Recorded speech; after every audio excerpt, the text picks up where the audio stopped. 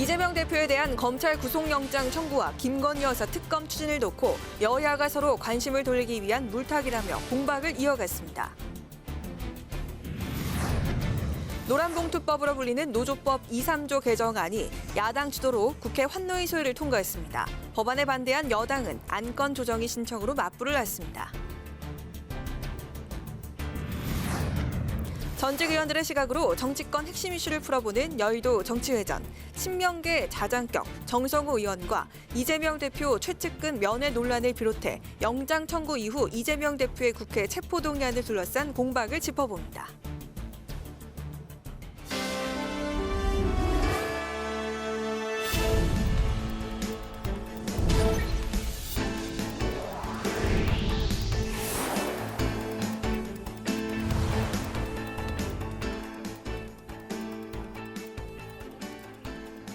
여러분 안녕하십니까? 2월 15일 수요일 국회 라이브 6 시작하겠습니다. 오늘은 법사위 중계 관계로 조금 늦게 방송합니다. 검찰이 조만간 이재명 더불어민주당 대표에 대한 구속영장 청구 여부를 결정할 것으로 알려진 데 대해 여야가 공방을 벌였습니다. 민주당 정적 제거라는 정략적 목적을 위한 정치영장이라고 반발했고 국민의힘은 구속영장 청구 사유는 충분하다고 반박했습니다. 보도에 임채원 기자입니다. 더불어민주당은 검찰의 이재명 대표 구속영장 청구가 임박했다는 보도가 이어지자 정략적 목적의 정치영장이라고 강하게 비판했습니다. 50억 클럽 무죄 판결, 김건희 여사 봐주기 수사로 여론이 들끓자 물타기를 하면서 이재명 대표라는 정적을 제거하고 민주당을 분열시키려는 목적이라는 주장입니다. 또 이 대표가 이미 3번이나 검찰 소환에 응했고 도주나 증거인멸의 우려가 없다며 영장 청구는 부당하다고 지적했습니다. 민주당을 분열시키려는 정략적 목적이 아니라면 이렇게까지 부당하고 무도한 기획수사에 이어 너무나 억지스러운 체포와 구속까지 검토하고 있겠습니까? 특히 민주당은 윤석열 정권에서 법 앞에 평등이 실종됐다고 지적하며 김건희 여사와 대장동 특검의 필요성을 거듭 강조했습니다. 정의당이 김건희 여사 특검에 조속히 동참할 것도 촉구했습니다. 특검을 끝까지 거부하면 관련 의혹이 내내 꼬리표처럼 따라다니지 않겠습니까? 정권의 도덕적, 법적 정당성에 큰 부담이 될 수 있습니다. 국민의힘은 민주당이 김건희 여사 특검을 추진하는 것과 관련해 억지 논리, 무분별한 가짜뉴스라며 국민의 심판이 있을 것이라고 경고했습니다. 도이치모터스 주가 조작 의혹 수사는 문재인 정권 시절 강도 높은 수사가 진행됐음에도 기소조차 못했다며 이재명 방탄을 위한 꼼수라고 지적했습니다. 민주당이 국민을 속이고 있는데 저는 이번 1심 판결 권오수 전 도이치모터스 회장에 대한 1심 판결으로 김건희 여사에 대한 상관없으니 더 분명하게 드러났다. 국민의힘은 친명계 정성호 민주당 의원이 구속 수감 중인 이 대표 측근들을 면회한 것과 관련해 증거인멸과 회유를 시도했다고 비판했습니다. 이 대표의 범죄 혐의를 입증할 증거는 차고 넘친다며 검찰이 이 대표에게 구속영장을 청구할 사유는 충분하다고 주장했습니다. 첫째, 형식만 출석했을 뿐 묵비권을 행사한 본인 스스로 수사 거부이자 방해한 문제. 둘째, 대장동 일당에게 입막음은 물론 회유, 증거인멸을 시도한 문제. 셋째, 이 대표가 가진 혐의들의 중대성. 정의당은 민주당의 김건희 여사 특검 추진이 이재명 대표 방탄을 위한 꼼수라고 비판하며 이 대표가 불체포 특권을 포기해야 한다고 압박했습니다. 국회방송 임천입니다. 법제사법위원회에서도 여야는 민주당 이재명 대표와 김건희 여사와 관련해 집중 질의했습니다. 특히 야당 의원들은 한동훈 법무부 장관과 설전을 벌였습니다. 보도에 홍혜진 기자입니다. 법사위 업무보고에서 국민의힘은 이재명 민주당 대표를 정조준했습니다. 성남FC 사건이나 대장동 사건과 관련해 이 대표의 구속영장 청구가 불가피하다고 주장했습니다. 김만배, 그다음에 유동규 다들 구속됐지 않습니까? 만약에 이 정점에 성남시장에 이재명 대표가 있다라면 구속 안 할 수가 없죠. 그러면서 이 대표에게 영장이 청구되면 국회의원 불체포 특권을 포기해야 한다고 촉구했습니다. 민주당은 김건희 여사에 대해 집중 질의하며 한동훈 법무부 장관과 설전을 벌였습니다. 민주당은 도이치모터스 주가 조작 사건과 관련해 김 여사를 제대로 조사하지 못하고 있다고 지적했는데 한 장관은 지난 정부부터 집중 조사해온 사안이라고 반박했습니다. 윤석열 검찰총장 시절에 아무도 수사하지 못했어요. 왜 못했냐? 장모 김건희 여사 다 일일이 모니터링하면서 일제히 컨트롤 했던 거 아닙니까? 전혀 잘못 알고 계시네요. 당시에 관련해 가지고 지금 중앙지검이나 전부 다 자기 네, 다음 넘어가겠습니다. 제가 아니, 넘어갈 게 아니라 그냥 쭉 자, 21년 7월에 아니, 거짓말을 해놓고 넘어가자 그러면 어떻게 합니까? 윤석열 당시 총장의 원하는 인사가 아니었어요. 누가 뭘 막았다는 겁니까? 민주당은 또 곽상도 전 의원 아들 50억 원 퇴직금 무죄 판결에 대해서도 비판의 목소리를 높였는데 한 장관은 공감한다면서 새 수사팀이 항소심에서 바로잡을 것이라고 생각한다고 답변했습니다. 한편 여야는 본회의로 직부의된 양곡관리법과 간호법 등을 놓고도 충돌했는데 국민의힘은 민주당이 힘으로 법사위를 패싱하고 있다고 비판했고 민주당은 김도우 법사위원장의 독단적 회의 운영으로 법안 논의가 제대로 이루어질 수 없었다고 반박했습니다. 국회방송 홍혜진입니다. 네, 검찰이 초읽기에 들어간 것으로 보이는 이재명 대표에 대한 구속영장 청구 관련 이야기를 김희연 기자와 좀 더 자세히 짚어보도록 하겠습니다. 김 기자, 어서 오세요. 안녕하세요. 네. 이 대표가 이제 총 3번에 걸쳐서 이제 검찰에서 이제 소환 조사를 받았는데 어떤 결론을 내릴지 빠르면 뭐 내일 얘기도 나오고 이번 주가 이제 분수령이 되겠네요. 네, 그렇습니다. 이 검찰 측은 이 대표가 조사 답변을 진술서로 가름하는 태도로 볼 때 더 이상의 이제 추가 소환은 필요 없을 것 같다며 구속영장 청구 여부를 검토 중입니다. 일부 언론에서 오늘 영장을 청구할 거란 관측이 있었지만 아직은 소식이 없고요. 이르면 내일 구속영장을 청구하는 방향으로 결론이 날 것이라는 관측이 나오고 있습니다.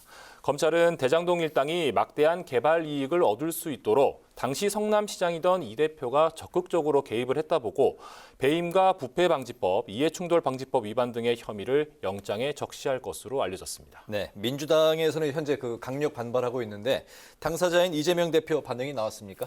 네, 아직은 안 나오고 있는데요. 민주당은 최고위원회의에서 이 정적 제거를 위해 부당하고 무도한 기획수사에 이어 억지 체포와 구속까지 검토하는 정략적 목적이라며 성토에 나섰는데요. 오늘 최고위원회에서 이 대표는 별다른 입장을 밝히진 않았고 어제 검찰의 영장 청구 소식에 이 대표는 어디 도망가지도 않는데 영장 청구를 한다는 게 이해가 되지 않는다고 밝힌 바 있습니다. 네, 검찰에서 이제 구속영장을 청구하게 되면 이제 구속 심리를 열기 전에 이제 국회로 체포 동의안이 이제 넘어오게 될 텐데 민주당의 대응 전략이 나왔습니까? 네, 맞습니다. 체포 동의안이 제출되면은 그 이후에 처음 열리는 본회의에 보고를 하고 이때부터 24시간 이후 72시간 이내에 표결 절차에 들어가게 됩니다. 이 제적의원 과반 출석에 출석의원 과반으로 가부가 결정되기 때문에 169석의 민주당 단독으로도 처리가 가능한 상황입니다. 국민의힘은 이재명 대표를 위한 정치, 범죄 비호 정치가 아니라면 민주당이 체포 동의안을 가결시켜야 한다고 주장했고 정의당도 떳떳하다면 법원에 당당히 출석해야 한다며 당론으로 찬성표를 행사할 방침으로 알려졌는데요. 국민의힘과 정의당, 조정훈 시대전환 대표까지 체포 동의안에 찬성하더라도 의결 정족수는 부족합니다. 문제는 무기명 투표다 보니 민주당 내부의 이탈표 여부인데요. 때문에 민주당 내에서는 당론으로 부결을 추진해야 한다는 주장도 제기됐습니다. 반면 당론으로 정하면 비명계의 반발, 또 내부 갈등 등 부작용이 더 클 수도 있다는 우려도 있어서 결론을 내기가 쉽지 않은 상황입니다. 이에 대해 이모경 대변인은 아직 체포 동의안이 넘어오지도 않은 상황이라 사전에 논의하지 않았다고 밝히면서도 당대표에 대한 체포 동의안은 야당을 무력화시키려는 폭력 정치라고 강조했습니다. 네. 구속영장 청구가 이제 이르면 내일 나올 수도 있다 이런 전망도 나오고 있는데 아직 민주당이 이건 이제 당론으로 투표를 어떻게 할지 당론으로 결정하지 않을지에 대해서 아직 또 거기에 대한 결정도 나오지 않았네요. 어쨌든 이번 사법 리스크 논란이 이제 이재명 대표에게 계속되면서 리더십에도 일정 정도 타격은 불가피해 보이죠? 네, 그렇습니다. 이 연초부터 이 대표를 향한 검찰 수사가 계속됐고 구속영장 청구 여부까지 지금 가시화되는 상황에서 당내에서는 사퇴론이 솔솔 피어오르고 있습니다. 이번뿐만 아니라 계속해서 검찰이 다른 사건으로도 이 대표를 수사할 텐데 이런 상황에서 이 대표가 내년 총선에 제대로 집중할 수 있겠냐는 겁니다. 이런 주장을 의식한 듯 이 대표는 내부 결속 다지기에 나섰는데요. 이 대표가 최근 이른바 비명계로 분류되는 의원들과 식사를 함께하면서 접촉면을 넓히고 있습니다. 또 어제 유튜브 라이브 방송에서도 국민의힘의 기본 작전은 지배하기로 작정하고 장애가 되는 것을 없애는 것이라며 우리는 단합과 대호 유지가 가장 중요하고 내부 균열은 절대 안 된다고 강조했습니다. 네. 어쨌든 그 이 대표로서는 이제 체포 동의안이 이제 넘어오게 됐을 경우 본인이 이제 부결을 위해서 할 수 있는 모든 거를 이제 다 동원하고 있는 것 같습니다. 네, 그렇습니다.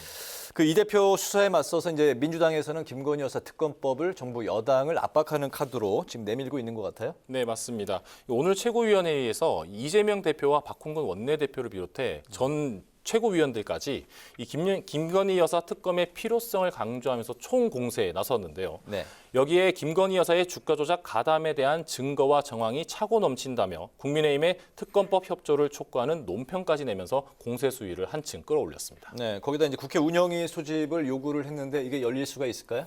네, 모레 운영위 전체 회의 소집을 요구했는데요.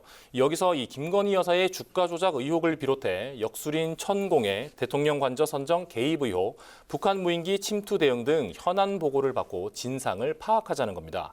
이 대표에 대한 검찰 수사에 맞대응하면서 윤석열 대통령 관련 의혹들을 부각시키겠다는 의도로 풀이되는데요. 하지만 이게 계획대로 진행되기는 어려울 것 같습니다. 국민의힘은 여야 합의 없이 일방적인 운영위 개최 요구에 응할 수 없다고 일축했고 여야 의사 일정이 합의되지 않으면서 이날 대통령실도 불참할 것으로 보입니다. 그래서 야당 단독으로만 열릴 가능성이 크고 여당에서는 간사만 참여해 의사진행 발언으로 입장만 밝히고 퇴장하거나 아예 참석하지 않을 것으로 전망됩니다. 네, 김희연 기자와 함께했습니다. 김 기자 수고했습니다.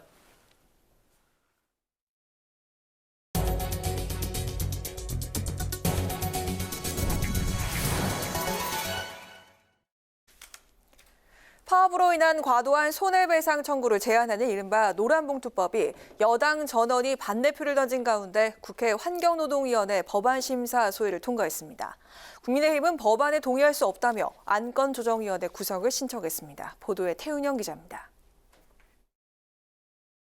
파업 노동자에 대한 사측의 과도한 손해배상 청구를 제한하는 노란봉투법이 국회 환경노동위원회 법안 심사 소위를 통과했습니다. 더불어민주당 의원 4명과 정의당 의원 1명의 찬성, 국민의힘 의원 3명 전원 반대로 가결됐습니다. 국민의힘은 의결 직후 회의장을 빠져나와 법적 안정성을 고려하지 않은 채 야당이 밀어붙였다고 반발했습니다.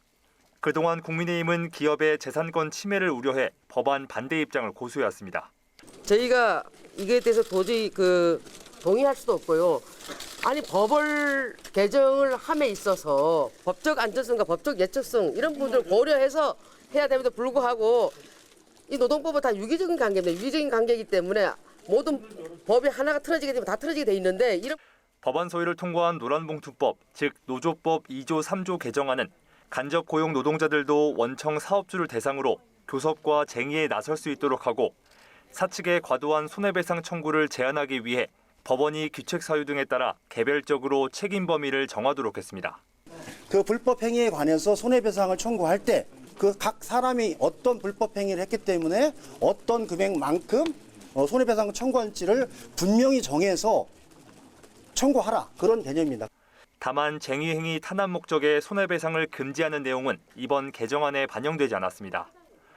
국민의힘은 이견을 조율할 필요가 있다며 안건조정위원회 구성 요구서를 제출했습니다.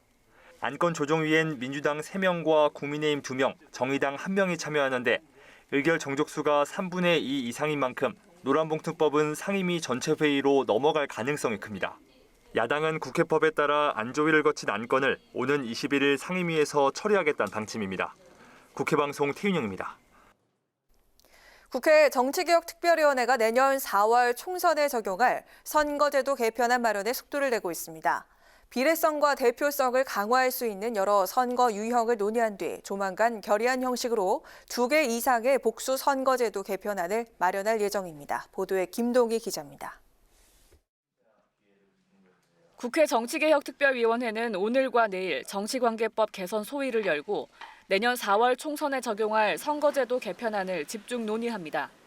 정개특위는 지난주 워크숍을 진행하고 비례성과 대표성을 강화하는 선거제도 유형을 크게 4가지로 좁혔습니다. 소선거구제와 병립형 비례대표제, 소선거구제와 연동형 비례대표제, 도농복합 중대선거구제 권역별 연동형 비례대표제, 그리고 전면적 비례대표제 도입 등입니다.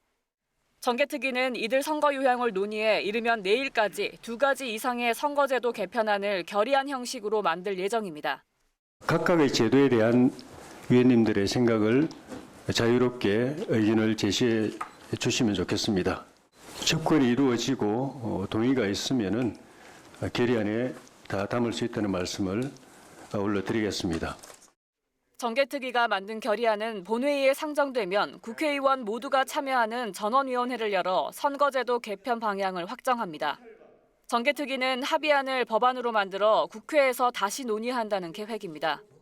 2달 앞으로 다가온 선거구 획정 법정 시한 내에 정개특위가 정치권과 국민 모두 공감할 수 있는 새로운 선거제도를 마련할 수 있을지 주목됩니다. 국회 방송 김동희입니다.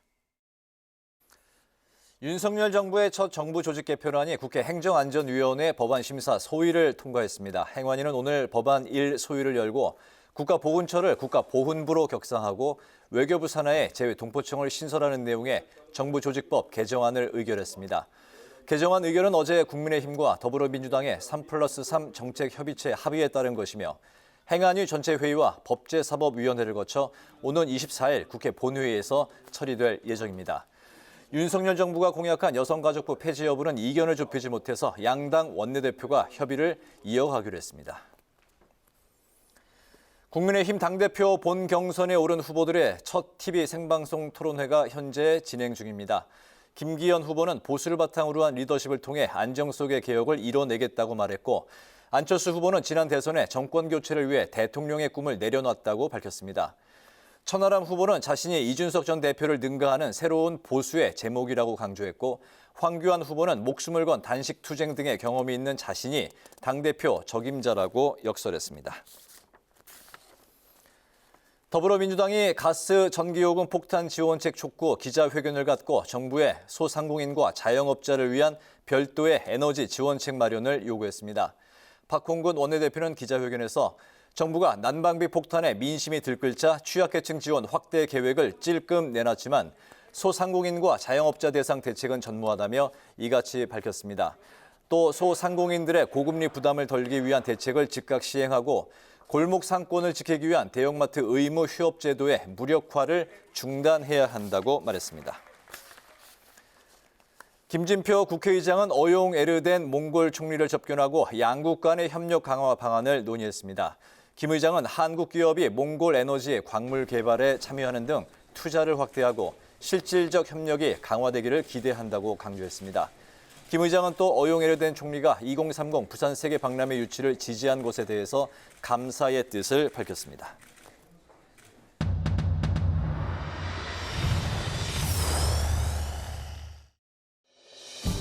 (2월 15일) 정치권의 뜨거운 말말말 강아랑의 정치톡 시작하겠습니다. 오늘의 첫 번째 정치톡은 명예 당대표입니다. 이 명예 당원을 할 수 있다 이런 보도가 나왔는데 어떻게 생각하시는지 한번 누가 말씀하셨는지 모르지만 뭐 가능한 얘기고요. 당과 대통령이 같은 방향을 보고 가야지 지금까지 당정 분리론이라는 게 좀 잘못됐던 것 같아요. 친윤 핵심인 이철규 의원이 윤 대통령의 명예대표설에 대해서 가능한 이야기라고 긍정적인 답변을 내놓은 건데요. 윤 대통령이 최근 사석에서 책임정치 구현을 위해 대통령실과 당이 함께 시너지를 내는 당정 융합이 필요하다는 취지의 말을 한 것으로 알려지기도 했었죠. 자, 여기서 말한 당정 융합의 방안으로 명예 당대표를 맡는 방안이 거론됐다는 것. 당정이 하나가 돼서 오로지 국민, 오로지 민생만을 생각할 때 모든 어려운 문제들이 다 해소가 되고 네, 국민의힘 당원은 대통령은 명예직을 겸임할 수 있고 당은 대통령의 국정 운영을 적극 뒷받침해야 한다고 명시가 돼 있는데요. 정진석 비상대책위원장은 우리는 같은 배에 탄 일원이라면서 조심스럽게 힘을 실었고요. 반면 주호영 원내대표는 새 지도부가 결정할 일이라고 거리를 둔 한편에 중도가 필요하다고 입장을 밝혔습니다. 하지만 비윤계이자 당대표 주자로 나선 천하람 후보의 반응은 명확했는데요. 좀 이해하기가 어렵습니다. 이 영계 당대표 이런 게 과연 무슨 의미가 있는지 잘 모르겠고요. 당이라고 하는 것은 대통령보다 스펙트럼이 오히려 넓어야 됩니다. 우리 또 그러면 용산 출장소 만들 겁니까? 당정 분리라는 낡은 상식을 깨고 무엇보다 책임 정치를 위해서라도 대통령이 명예직을 맡아 당의 구성원으로서 역할을 해야 한다는 주장. 여러분 생각은 어떠신가요? 두 번째 정치톡은 찢 상처입니다. 이재명 대표가 어제 자신의 강성 지지층인 개딸들을 향해서 특별한 당부를 해서 눈길을 끌었습니다. 그거 얼마나 밉겠어요? 저는 그 단어 이제 좀 그만 썼으면 좋겠어요. 그 저한테 찢 뭐 이러는 사람 있잖아요. 그거 똑같지 뭐. 지금도 문자폭탄 이런 거 만들어가지고 뭐 이렇게 표 만들고 뭐 이런 것도 막 돌아다니는데 거기 들어가 있는 분들이 누구를 원망하겠어요? 결국은 공격의 빌미가 되고. 하지만 정의당이 이재명 대표에 대한 체포동의안이 국회에 넘어갈 경우에 찬성표를 던지겠다고 밝히자 이내 개딸들의 분노 어린 반응이 쏟아졌습니다.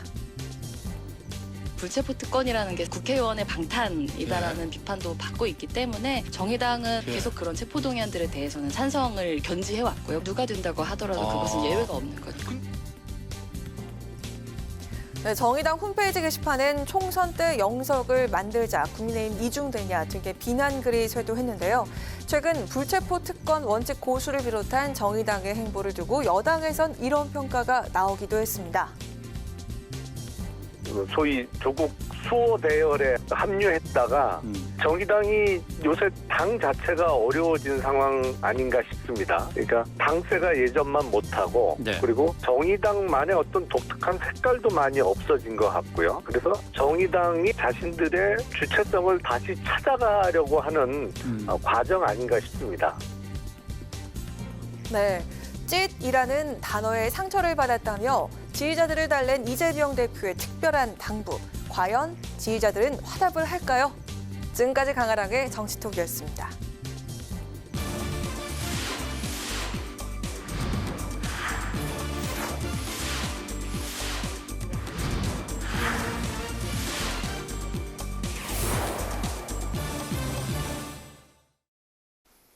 네, 이어서 여의도 정치외전 시간입니다. 여야의 전직 의원 두 분을 모시고 오늘 여의도 정치권의 가장 뜨거웠던 이슈에 대해서 양측의 두 분의 이야기를 나눠서 듣겠습니다. 신경민 전 더불어민주당 의원, 신성범 전 새누리당 의원 두 분 오셨습니다. 어서 오십시오. 안녕하세요. 안녕하세요. 네.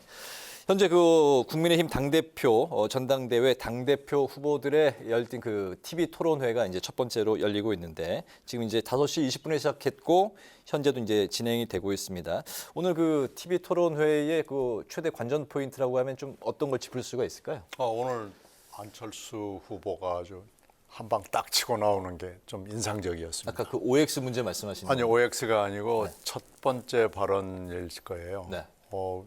어떤 발언이었습니까? 상당히 머리를 잘 쓴 얘기 같아요. 뭐냐면은 지금 본인이 미래 후보기 때문에 대통령 후보기 때문에 안 된다. 미래 권력이 벌써 대표가 되는 거 안 된다는 비난을 딱 의식을 해서 거기에 대한 입막음을 딱 하는 거예요. 네. 총선 승리를 하고 나는 바로 대표 그만두겠다 하고 빵 치고 나오던데요. 그건 아마 굉장히 머리를 굴려서 그 공격에 대해서 미래 권력과 현재 권력의 그 갈등 요인이잖아요. 네. 이걸 어떻게 막을까 생각하다가 그러니까 난 1년짜리야. 딱 총선 승리하고 난 그만두는 거야. 그러니까 더 이상 미래 권력 어쩌고 저쩌고 얘기하지 마. 그걸 했는데 이 머리 좀 썼구나. 대통령과 이제 갈등 요인을 이제 차단하겠다는. 뭐 전혀 없다는 거죠. 네. 총선 승리하고 난 네. 대표는 딱 내려놓고 결국 윤 대통령의 승리 내지는 앞으로의 그 국정 운영을 위해서 평당원으로서 매진할 거야. 뭐 네. 이런 굉장히 고도의 작전을 구사했습니다. 네. 저도 이제 잠깐 시청하고 이제 그 방송 들어왔습니다만은 이제 OX 문제가 좀 그 눈에 띄는 대목이 있었는데 뭐냐면은 이제 만약에 당 대표가 됐을 경우 한동훈 장관을 선대위원장으로 영입하겠느냐 이건 이제 전체 그 후보 4명 모두에게 이제 OX를 했는데 안철수 대표만 O를 들었습니다. 본인이 당 대표가 되면 한동훈 현 장관을 선대위원장으로 영입하겠다고 했습니다. 어쨌든 오늘 TV 토론회가 이제 전체적으로 4명의 후보들에게 유불리를 따진다면 누가 제일 유리하고 좀 불리하다고? 지금은 모르는 거죠. 그러니까 지금 4번의 텔레비전 토론회 가운데 오늘 첫 토론이니까 3번이 남았다는 이야기고. 유튜브 한 번이 또 있고요. 유튜브인데 유튜브는 아마 최고위원 같은데.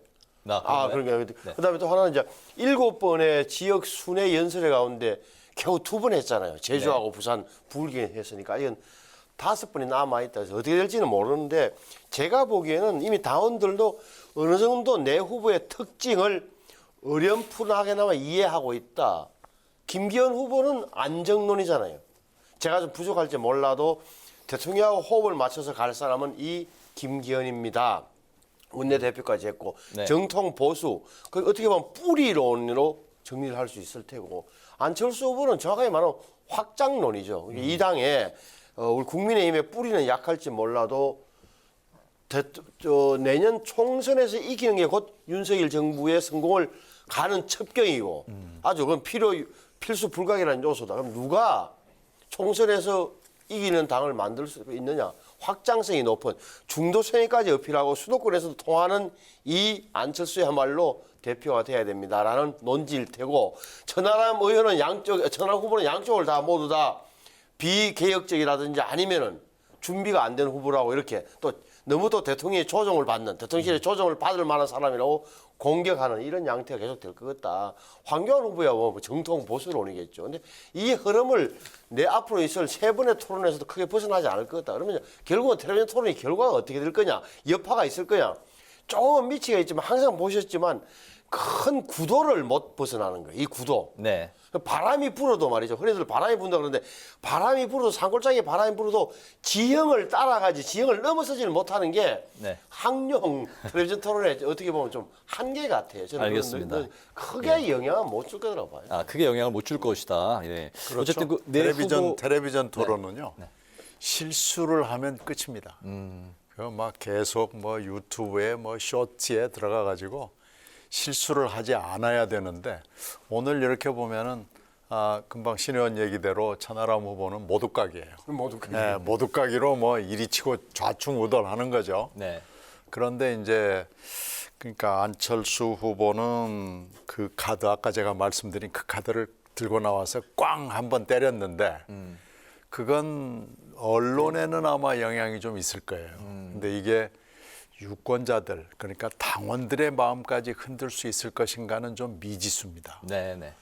그리고 역시 예상했던 대로 김 후보는 나는 진짜야 이런 걸로 계속 나가는데 실수가 나오지 않는 한 TV 토론이 크게 의미가 없을 수가 있겠다. 왜 그러냐면 오늘 보니까 전략이 이미 딱 섰고 그 전략을 앞으로 흔들 것 같지가 않습니다. 네네, 알겠습니다. 말씀하신 대로 좀 신경민 전님 말씀하신 대로 실수, 그냥 말 실수든 표정이든 아니면 이런 실수 플러스 하나는 사실은 어떻게 보면 폭로예요.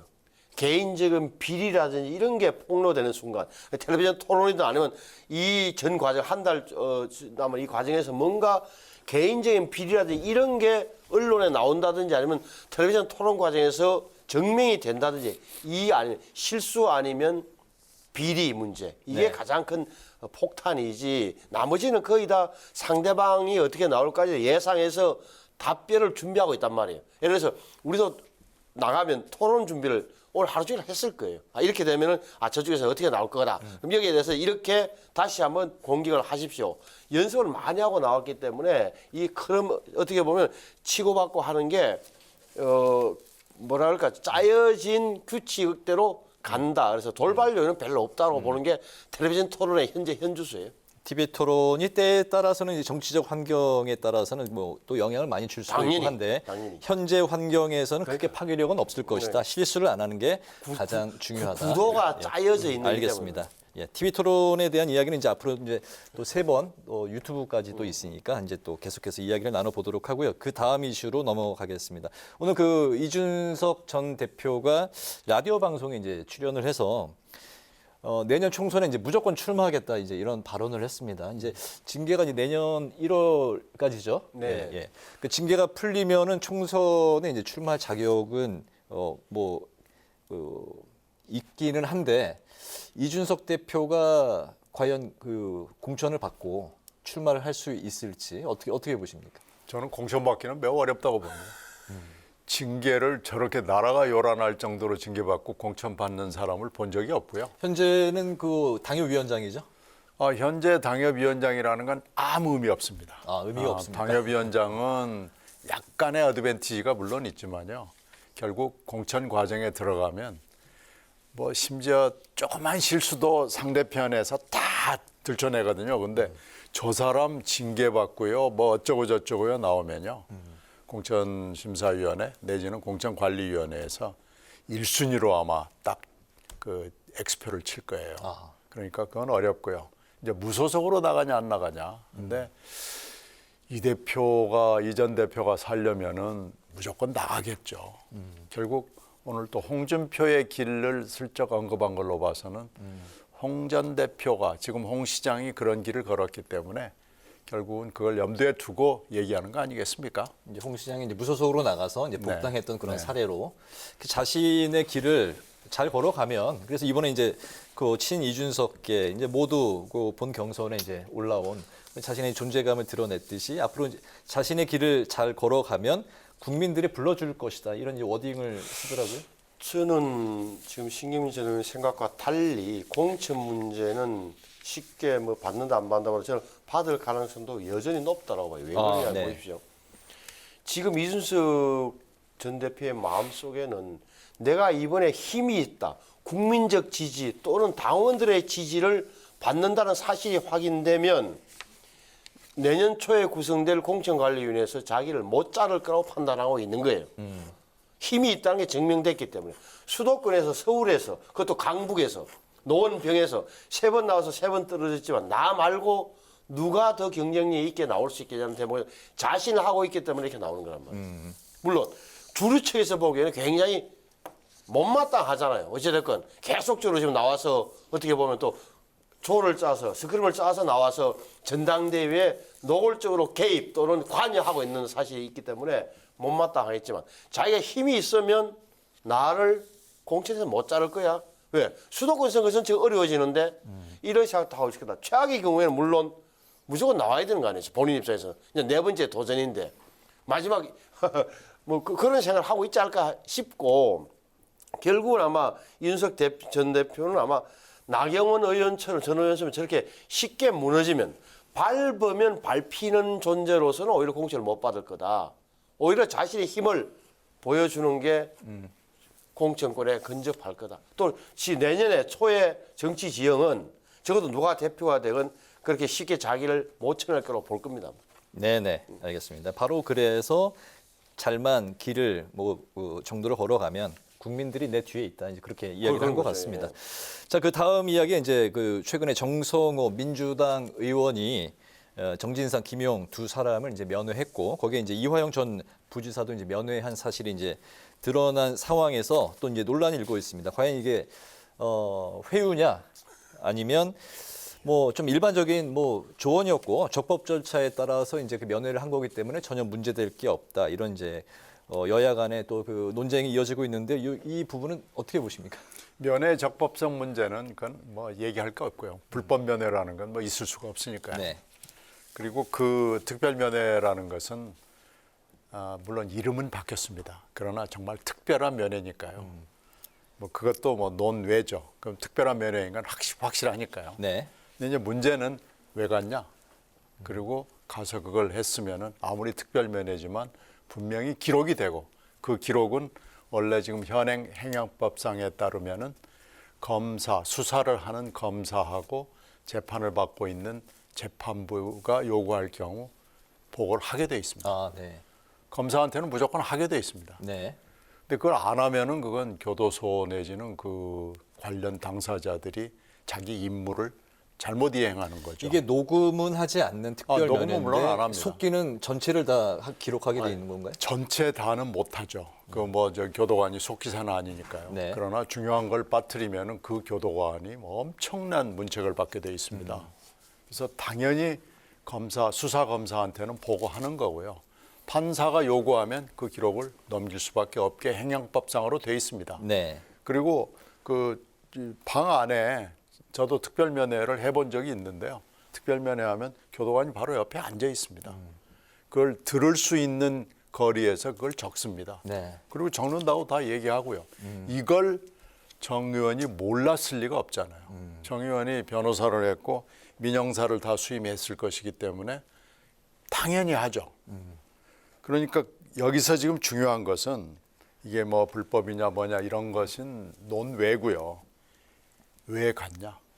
지금 이 시기에 그리고 세 사람을 다 지금 현재 이 세 사람 면회를 한 세 사람에다가 한 사람을 더하면 김만배 이 네 사람이 사실은 함구를 함으로써 이 대표의 사건에 있어서 결정적인 입을 가지고 있는 사람들이거든요. 그러니까 뭔가 필요성이 있으니까 이 세 사람을 만났을 것이다라는 것이 결정적인 이유죠. 근데 이거에 대해서는 지금까지 나온 게 특별한 건 없습니다. 네. 만남 자체, 그 면회 자체만으로도 의심을 살 만한 충분한 뭐 그 이유가 된다라고 이제 말씀하셨네요. 그러니까 가서 정성호 의원이 무슨 이야기를 했느냐. 그러니까 작년에 12월 달에는 12월 달, 올해 1월 달에 두 차례에 서울구치소를 가서 정진상, 김용을 따로따로 면회했다는 거예요. 그래서 이야기가 언론에 보도된 바에 의하면은 이대로 가면 이재명 대표가 다음 대통령이 된다. 그런 이야기를 했다는 거예요. 이대로 가면 이재명이가 대통령이 된다. 또 하나는 흔들리지 마라. 또 알리바이를 잘 생각해라. 뭐 이런 취지. 정확하게 말은 워딩은 모르겠어요. 어찌됐건 예, 그런 말을 했다고 알려져 있죠. 그렇다면 이게 여기에 대해서는 정성호 의원도 부인하지 않잖아요. 왜? 접견록에 적혀 있을 거란 말이에요. 교도관이 저도 중요한 워딩은 옆에서 적게 되니까. 그렇다면 무슨 뜻이냐. 이게 정성호 의원이 이야기하는 대로 위로와 격려 차원인 건지 아니면 정말 입막음과 회유인지는 판단의 영역이긴 하나 제3자적 시각에서 보면 지금까지 잘 버텨왔잖아. 지금 다음에 대통령 되면은 이재명 대통령이 만사가 해결될 수도 있는 거 아니야? 이렇게 의미로 전달된다면 그 안에 있는 사람들은 정인상, 김용 입장에서 또한 이화영 부지사 입장에서는 네. 얼마나 힘이 되겠어요. 역시 좀 참아야 돼. 내가 계속 진술을 이렇게 유지하는 게 훨씬 더 좋은 거야. 미래가 있을 거라고 함직하잖아요. 그러면 충분히 의심할 정황은 분명히 있는 거죠. 특히나 이 부분이 말이죠. 쌍방울이라 이 부분 전체적으로 보면 이게 이재명 시장을 도지사로 만들고 도지사 다음에는 꼭 대권 후보로 만들겠다는 아주 충성심 높은 정진상, 김용이 대권 프로젝트를 가동해서 쌍방울이 끌어들이고 쌍방울에서는 어떻게 보면 미래가 양양한, 전도가 양양한 대통령 후보가 될지도 모르는 경기지사한테 정치적으로 투자를 한 거란 말이에요. 이 사건 자체가. 그렇게 본다면 이 사람들은 당연히 이번에 지난번 대통령 선거 때 이재명 후보가 당선될 거라고 100% 믿었을 거예요. 윤석열을 이기고 우리 당선될 거다. 그렇게 되면 미래가 열린다고 봤을 텐데 지 노니까 얼마나 황당하겠어요. 그런 상황에서 다시 한번 정성호 의원이 와서 다음에는 이번에 하는 거 봐라. 이 정부 하는 거 봐라. 다음에는 대통령이 된다고 하면 좀 참자. 네, 이런 생각이 듬직하지 않겠어요? 그 세 사람에 대한 그 입단속을 위한 정치적 의도가 이제 뭐 충분히 깔려 있다. 좀 의심할 만한 정황이 충분한 시점도 그렇고 알겠습니다. 지난해 말 올 연초 그다음에 김성태 입국한 이후에 이화영을 만나는 이런 시점도 그렇다는 거죠. 알겠습니다. 어쨌든 그 구속영장 청구 여부에 대한 결정이 이제 뭐 이르면 내일도 나올 수 있고 이번 주가 이제 분수령이 될 것이라는 전망이 나오고 있는 상황이기 때문에 지금 어쨌든 그 이재명 그 민주당 대표의 앞으로의 입지 상황에 대해서 민주당이 굉장히 촉각을 이제 곤두세우고 있는 상황인데 그런 상황에서 민주당이 서울중앙지검 수사 지휘라인 전부를 공수처에 이제 고발을 하기로 했습니다. 이 공수처에 대한 그 고발의 의도, 실효성 어떻게 보십니까? 실효성은 잘 모르겠어요. 근데 지금 현재 뚜렷하게 이 갈등선상에서 한번 해봄직한 카드이긴 해요. 네. 근데 이게 지금 현재 한 번도 안 가본 길을 지금 가고 있는 거거든요. 그래서 일단은 해봄직한데 실효성은 얼마나 있을지 저는 좀 회의적입니다. 그러나 한번 이게 누구 아이디어인지는 모르지만 한번 할 수도 있는 거긴 한데 글쎄 실효성은 저는 좀 잘 모르겠습니다. 할 수 있는 모든 건 한번 해보자라는 그런 말씀. 그 검사가 그때 신경민 전의원 설명하신 대로 행영법상 보고하게 돼 있다면 이게 왜 언론에 보도됐을까? 직무상 비밀을 검사가 언론에 유출한 건 아니냐 이 대목일 거예요, 그죠? 이 대목이 통할 수 있을까? 공수처에서 어떻게 찾아낼 수 있을지는 모르겠고 그게 찾아낸다 한들 그게 공무상 비밀 누설로 의율될지는 잘 모르겠어요. 그래서 뭐 일단 아마 민주당 입장에서는 이게 급해가지고 일단 검사들 입을 막자, 검사들에게 적어도 경고 사인 뭐 딱 보내자 하는 그런 단순한 생각에서 나온 거지 미리 상당히 앞을 내다보고 하는 행동은 좀 아닌 걸로 보이죠, 이런데. 알겠습니다. 조금 전에 그 이야기 나눴던 그 정성호 의원의 그 면회 사실이 이재명 대표 구속영장 청구 여부 결정에도 어떻게 영향을 좀 미칠 수 있을까요? 그렇죠. 이게 이제 검찰이 어떻게 걸기에 따라서는 카드는 하나 될 수는 있죠. 근데 지금 저는 전반적으로 정 의원이 여러 가지 기자회견을 통해서 얘기를 설명을 했습니다마는 정 의원이 이것을 보고가 된다는 걸 몰랐을 리는 없고요. 근데 이게 만약에 악마의 편집을 해가지고 자기한테 나 아니면 이재명 대표에게 불리하게 쓰일 수도 있다는 것. 지금 같은 상황이죠. 네. 이런 걸 분명히 알았을 텐데 왜 갔을까 하는데 계속해서 일단은 좀 의문점이 들고요. 네. 뭔지 급한 거 아니었으면 괜히 쓸데없는 짓을 했다. 판단을 잘못했다라는 생각이 들어요. 그래서 만약에 아무 이유 없이 그냥 격려 차원에서 일반적인 조언이었다. 뭐 그렇게 기자회견에서 말한 것처럼 하는 것이 진짜였다면은 실수한 거다 이렇게 생각합니다. 그 면회 접견해서 그 오고 간 그 대화 내용이 어떻게 해서 이렇게 유출이 됐을까요? 어떻게 알려지게 됐을까요? 글쎄요. 그 옛날의 경험에 검찰 취재 경험에 의하면 뭐 기자들에게 요즘 흘린다는 표현이 너무 많던데 기자들에게서 질문을 하게 되니까 아니 대화 중에서 툭 튀어나올 수도 있는 거고 뭐 검사하고 대화 중에 근데 아까 질문하신 것 가운데 이 정성호 의원의 면회 사실이 뭐 제가 보기에는 이재명 구속영장 청구에 영향을 줄지 영향은 없어요. 이게 별건이에요. 완전 별건으로 보는데 영장이 되면 오히려 제 눈길은 거자 대장동하고 위례 신도시 개발 과정에서의 배임 혐의로 할 것 같고 또 성남 FC는 이런 뭐 우리가 흔히 아는 대로 많이 알려진 제3자 뇌물죄로 하겠죠. 근데 오히려 백현동을 넣느냐 안 넣느냐 이번에 이게 오히려 핵심같이 보이는데 왜냐하면 백현동을 빼면 이번에 다시 구속영장을 내일이나 모레 청구하게 되면 백현동도 별도로 들어온다는 이야기란 말이에요. 그러니까 본회의장에서 다시 부결된다 한들 부결되고 나서 또 한 번 더 백현동 건으로 해서 또한 이재명 대표에 대해서 영장 청구하는 이런 생각이 들기 때문에 참 연속 공격이 계속될 것 같다. 그런 생각은 제가 들어요. 제가 예측한다면. 네.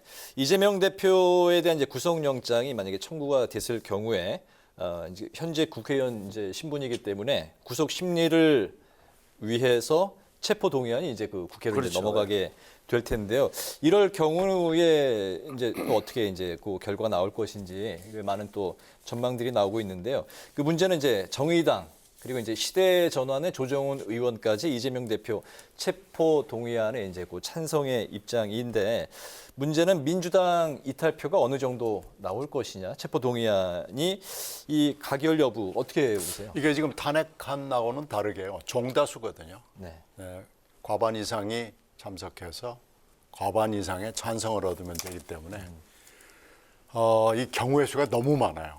그래서 이것을 알아내기는 힘듭니다만은 이 사안의 중대성으로 봐서 299명의 현재 의원들이 다 온다는 가정하에서 본다면 다 참여한다는 본다면은 현재 115명의 국힘당 의원이잖아요. 그리고 정의당이 어저께 입장을 발표했는데 찬성한다는 거 아니에요.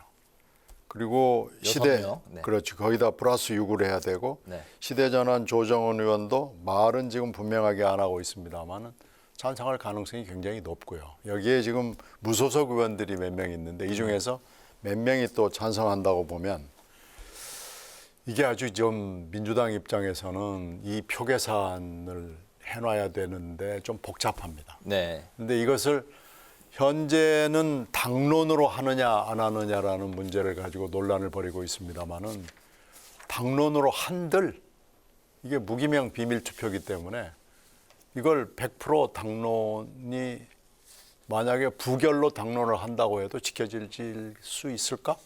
저는 매우 의심스럽고요. 체포동의안을 당론으로 한다는 게 일단은 좀 말이 안 됩니다. 국회의원이 각자 판단을 하는 것이 원칙이기 때문에 네. 기본적으로 그냥 아주 중요한 법안의 경우에 뭐 당론으로 해서 우리가 이걸 하자 그래도 항상 보면 무효표나 기권이나 이런 게 나올 수 있거든요. 항상 그런 리스크를 안고 투표에 들어가거든요. 네. 근데 대부분의 경우에는 기명 투표이기 때문에 당론이라는 게 의미가 있는데 무기명이죠 이번 경우는. 인사의 경우 이게 아주 중요한 인사 법안이거든요. 이러면은 이건 당론으로 해봐야 크게 의미를 갖지 못하고요. 이렇게 되면은 30표 정도의 이탈표가 나오게 될 경우에는 부결과 가결이 갈라서게 됩니다. 어떻게 될지 모른다는 얘기거든요.